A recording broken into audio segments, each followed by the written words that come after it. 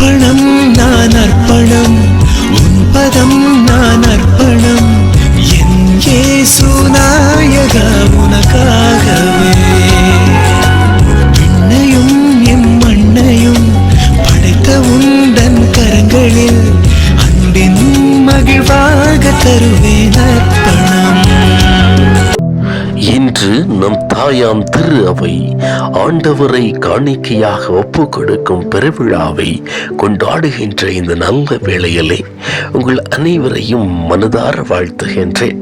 இந்த பெருவிழா முக்கியமாக கடவுளுக்காக தங்களை அர்ப்பணித்த குருக்கள் மற்றும் கன்னியர்களை நினைவு கூர்ந்து அவர்களுக்காக சிறப்பாக ஜெபிக்க உங்கள் அனைவரையும் நான் கேட்டுக்கொள்கின்றேன். அர்ப்பணம் என்றால் தன்னையே முழுமையாக இறைவன் கரத்தில் ஒப்படைப்பது.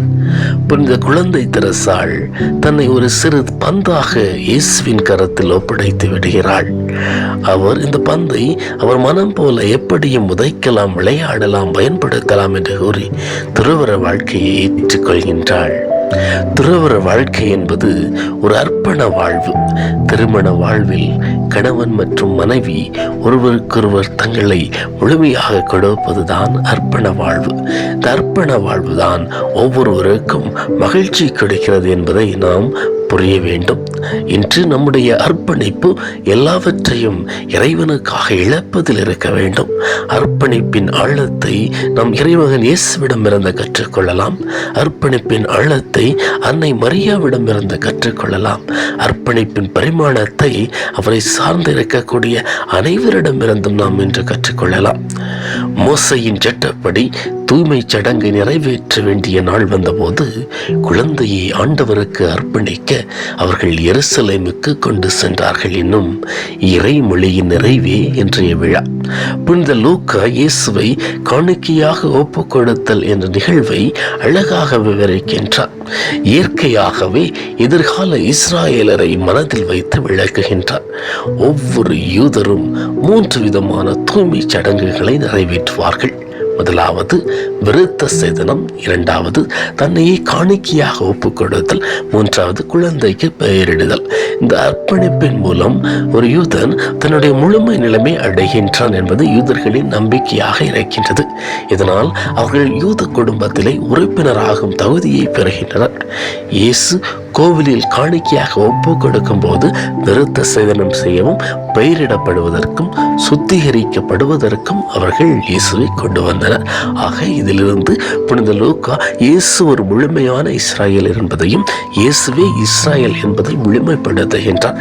இதன் மூலமாக விண்ணக எருசலேமின் பிரகாசம் நம்முன் இயேசு வழியாக ஒளிர்வதை அவர் விவரிக்கின்றார். இயேசுவின் பெயர் சூட்டப்பட்டது கடவுள் வானதூதருக்கு அளித்த வாக்குறுதியின்படிதான்.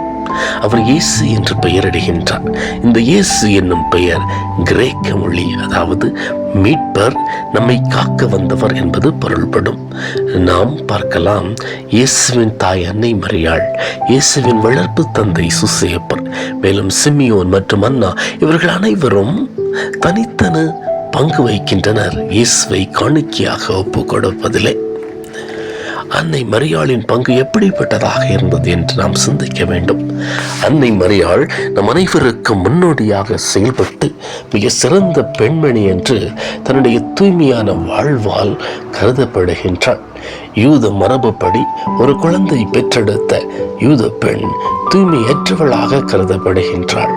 மேலும் 33 நாட்களுக்கு பிறகு 7 நாட்கள் கதவை மூடியிருக்க வேண்டும். எந்தவித தொடர்பும் கொண்டிருக்க கூடாது. இதன் விளைவாக அன்னை மரியாள் தன்னையே தூய்மையாக வைத்திருந்தாள். அன்னை மரியாளின் கன்னியம் பாதுகாக்கப்பட்டதை நாம் பார்க்கின்றோம். அன்னை மரியாவின் குடும்பம் மிகவும் மேலையாக இருந்ததால் 2 மாடா புறாக்கள் மற்றும் 2 புறா குஞ்சுகளை கொடுத்தார்கள். இவை அனைத்தும் அர்ப்பணிப்பின் மகத்துவத்தை முன்வைக்கின்றன என்பதை நாம் அறியலாம். ஒவ்வொரு அர்ப்பணிப்புள்ள மனிதரும் மனதோடும் உடலோடும் கடவுளிடம் முழுமையாக ஒப்புக் கொடுக்க வேண்டும். இன்று குருக்கள் மற்றும் கன்னியர்கள் அனைவருக்கும் மிக சிறந்த அழைப்பாக இருக்கின்றது.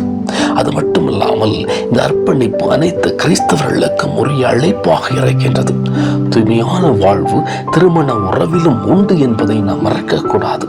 அன்னை மரியாள் தூய்மையான வாழ்வுக்கு ஒரு சிறந்த எடுத்துக்காட்டு. குழந்தையை பெற்றெடுப்பதற்காக தன்னை தூய்மையாக வைத்துக் கொண்டாள். இரண்டாவது, இயேசுவை காணிக்கையாக ஒப்பு கொடுத்தலை நாம் பார்க்கலாம். குழந்தையானது ஆலயத்திற்கு காணிக்கையாக ஒப்பு கொடுக்க கொண்டு வரப்படுகின்றது. இந்த அனுபவம் நம் பழைய ஏற்பாட்டிலே எல்கானா மற்றும் அன்னா தங்கள் குழந்தையான சாமுவேலை ஆலயத்திற்கு கொண்டு வருதலை நினைவுபடுத்துகின்றது. ஆனால் இவருடைய வாழ்வில் அவர்கள் குழந்தையை திரும்ப பெறவில்லை, மாறாக கடவுளுக்கு முழுவதுமாக ஒப்பு கொடுத்தனர்.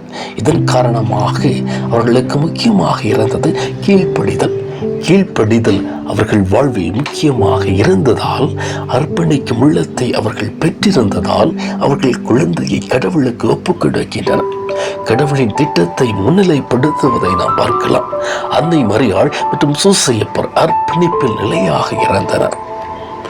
இன்று நாம் இறைவன் கொடுத்த அழைப்பில் நிலையாக இருக்கின்றோமா என்பதை நாம் சற்று சிந்திக்க வேண்டும்.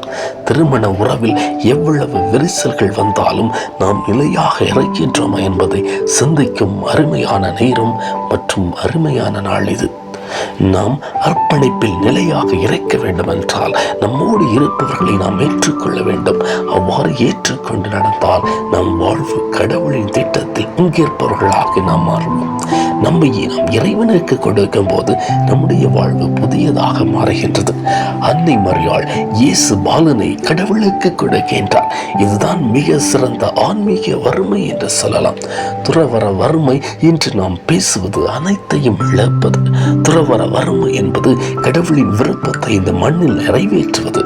இதுதான் முதன்மையானது.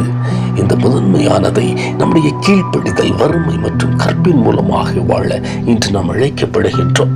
இன்று இறை தந்தையின் விருப்பத்தை நிறைவேற்ற பெற்றோர்களாகிய நாம் முதலில் அடியெடுத்து வைக்க வேண்டும். ஆனால் திருமுழுக்கின் வழியாக குழந்தைகளை அர்ப்பணிப்பின் மகத்துவத்தை புரிய வைக்காமல் அவர்களுக்கு பொருளாதார வசதியை சொல்லிக் கொடுத்து அவர்களை கடவுளின் திட்டத்தை அறிந்திடாமல் செய்கின்றோம். இறைவனின் விருப்பத்தை செயலாற்றிட நாம் ஒவ்வொருவரும் அர்ப்பணிக்க வேண்டும். குழந்தை இயேசுவை கண்டவுடன் அன்னாவும் சிமியோனும் வாழ்வின் நிறைவை பெற்றது போல மீட்பை என் கண்கள் கண்டன என்று சொல்லி அவர் நிறைவை பெற்றாரே, அதுபோல நாமும் நம்முடைய குழந்தைகளை கடவுளுக்கு ஒப்பு கொடுத்து அதிலே நிறைவை பெற நாம் முயற்சிக்க வேண்டும். இன்று நம்முடைய அர்ப்பணிப்பு இறைவனை முன்னிலைப்படுத்தி இருக்கிறதா என்பதை சிந்தித்து வாழ முற்பட வேண்டும். இயேசு நம்மை போல் வாழ்ந்தார். சோதனைகள் அவர் வாழ்வில் இருந்தது, ஆனால் தன்னுடைய அழைப்பில் நிலையாக இருந்தார். அர்ப்பணிப்பில் தலை சிறந்து விளங்கினார். அர்ப்பணிப்பு உள்ளத்தோடு இருக்கிறவர்களுக்கு என்றும் உதவி செய்ய அவர் வல்லவராக இருக்கின்றார் என்பதை புரிந்து நம் வாழ்வை தூய்மையாக்குவோம். பொன் வெள்ளியை விட நம்மை அழகாக புடமிடுபவர். ஆண்டவருக்கு உகந்த காணிக்கையை அவர் முன் கொண்டு வருவோம். அவருக்கு உகந்த சிறந்த காணிக்கை நாம் அனைவரும் தான் என்பதை புரிந்து அர்ப்பணிப்பிலே நாம் தலை சிறப்போம். அர்ப்பணிப்பில் நாம் தலை சிறந்தோங்குவோம். கடவுள் உங்கள் அனைவரையும் நிறைவாக ஆசீர்வதிப்பாராக.